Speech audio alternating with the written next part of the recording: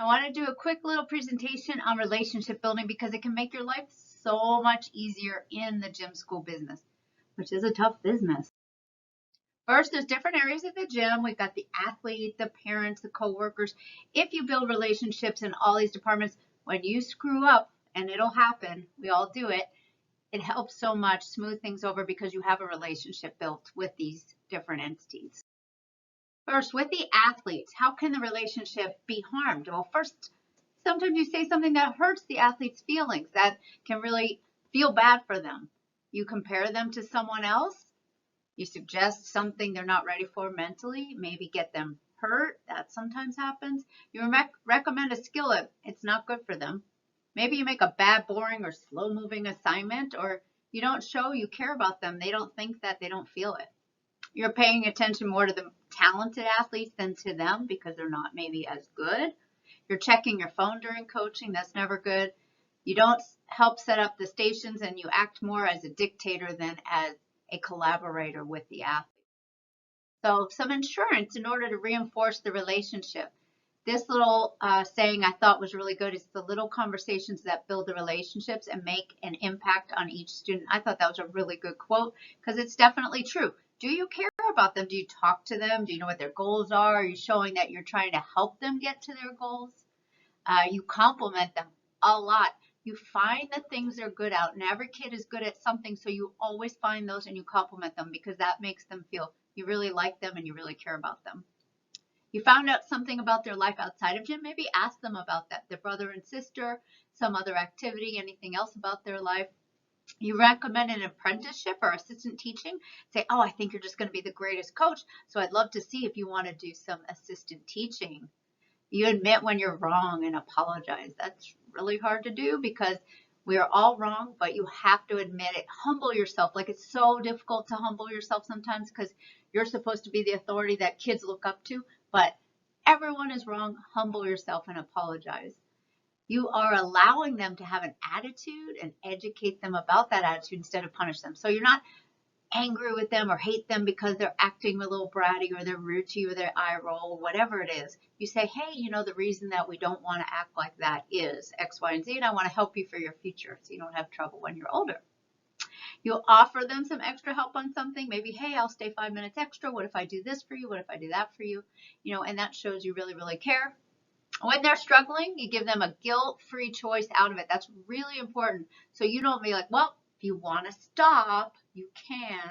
But you say, hey, how about today? Should we just stop because maybe it's a little too much on you for today? It seems like this is hard for you. You're just showing you care.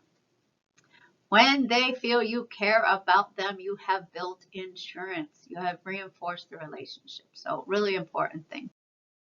Parents, how can the relationship be harmed for parents? First, you talk about their child like they're a problem. Like, no parent wants to hear that. None of them do. You complain about them bringing their kid late or breaking your quote rules. You don't know their situation. Try to be compassionate when they're making something difficult for you. Try to have compassion and always assume good intent. You suggest their child isn't going to get to their goals, like she'll never get to level 9 or whatever you think it is. Don't ever do that. You don't plan the logistics. You cancel or add practices last minute. You're not caring about their schedules. That's not a good thing. Your team, they're just not happy. They're all complaining. They're having sleepovers and bitching about everything. So that is not a good situation. Or your team's performing a lot lower than most other teams. That starts to instill doubt into the parents, and that harms the relationship. Or their child comes home upset and defeated. This is the number one thing. If their kid's coming home, they feel good about themselves, they feel positive, they're happy, that's going to be the number one way to enforce the relationship in a good way. If you don't start and end your practices or classes on time, that does irritate the parents as well. So all these things can harm the parents' relationship with you. So we want the parents to ensure and reinforce the relationship. How does that happen? You show that their child's happiness is really, really important to you. That's an important way. You communicate with them and really have an open door policy. Some people say they do, but then whenever any parent complains, they're so mad and angry with them and combative, defensive. And so it's not really an open door policy. You just don't feel like you want to go talk to the coach or the owner. That's an important thing to change. You put out educational materials. I think this is really important to do so that parents know your philosophy and know how you really do care about the kids, and you're working to better yourself and your staff in that area. You admit when you're wrong. Again, another one that's really tough, but we all make mistakes. If anybody says they don't, then there is a big problem there that they're hiding. You show understanding when parents are acting quote unquote crazy. If you look back to my own coaching or parenting, it was crazy as well at certain times. So you want to have compassion over that. They don't know any better. They think they're doing the right thing for their kids. So even though those are the crazy parents to you as a coach, it's not necessarily what they think. They just need a little bit more education on what's good for their kid. They usually have really good intentions for their kids, but don't know how to go about it. You are not defensive when they state a problem. That's an open door policy thing.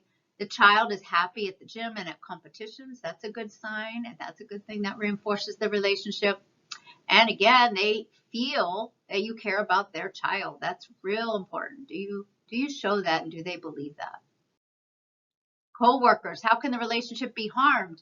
You show no consideration for their group or what their plans are, so you're just pushing them out of the way.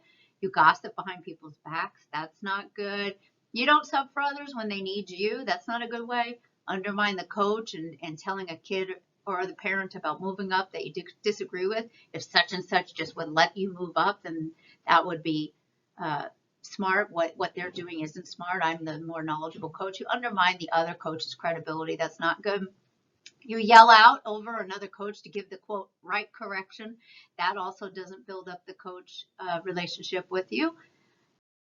And this is some insurance for building that relationship. First, you actually make the rotation easier by suggesting something and helping set it up. Like you're actually going to go help them set up a station for them when you're needing an area, instead of just like, I need this area, I've got the teen kids. You come up with ideas to help them be a better teacher. That's a really good way to build the relationship. You show interest in them as a person outside of the gym. So how are you building that relationship when you want something from them? How do you show that you care about the other person as well? You compliment them on something they're doing. Like that's a great way to build a relationship. How many times are you doing that in the gym each week? You're willing to sub for them when you're able to. That's really a good thing. And if a kid comes to you to complain about something about another coach, you support the coach to the athlete, but then help that coach with whatever the problem is. So you're trying to facilitate it without going, yeah, I know they're always doing that or this. That's not a good way to build the relationship. So happiness and feelings, it's the number one way between the athlete, the parent, your coworkers. If you have that happiness and feelings between you and all these different groups, you have built a relationship and you will be able to withstand whatever problems arise. And there will be problems. So how strong is that relationship behind you and all these different groups? And that will be determining how successful you are in getting through those problems. I hope this helps, and please email me at gymcats@gymcats.com if you have any input or would like to see any other videos. And please subscribe. Thanks.